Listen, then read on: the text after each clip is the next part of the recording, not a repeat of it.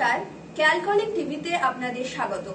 আমি সিঞ্জিনি আবার চলে এলাম আরো একটি ভিডিও নিয়ে। ডায়েট নিয়ে আবার আপনাদের কিছু কথা বলবো। আজকে আমি বলবো ভাত খাওয়ার উপকারিতা। আমরা সকলেই জানি মাছে ভাতে বাঙালি। মাছ ভাত ছাড়া বাঙালির যেন ঠিক জমে না, মানে একবেলা ভাত না খেলে ঠিক যেন ভালো লাগে না। আমাদের অনেকেরই ধারণা থাকে যে ভাত খেলে নাকি আমাদের শরীরের ওজন বেড়ে যায়, আমরা মোটা হয়ে যাই, কিন্তু এই ধারণা কিন্তু ঠিক নয়।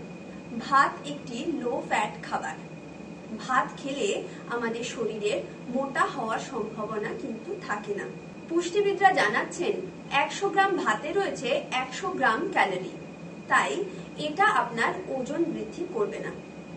ব্র্যান অয়েল বা চালের থেকে তৈরি তেলে থাকে অ্যান্টিঅক্সিডেন্ট, যেটা কিনা আপনার হার্টের জন্য খুব উপকারী।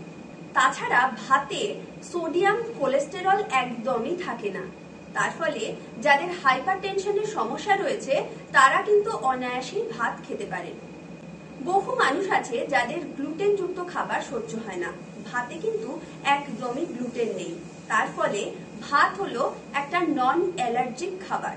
তাছাড়াও আপনি যদি রেড রাইস বা ব্রাউন রাইস খান, তারও কিন্তু পুষ্টিগুণ রয়েছে যথেষ্ট। যাদের ডায়াবেটিসের সমস্যা আছে, ডাক্তাররা তাদেরকে বলেন ব্রাউন রাইস বা রেড রাইস খেতে।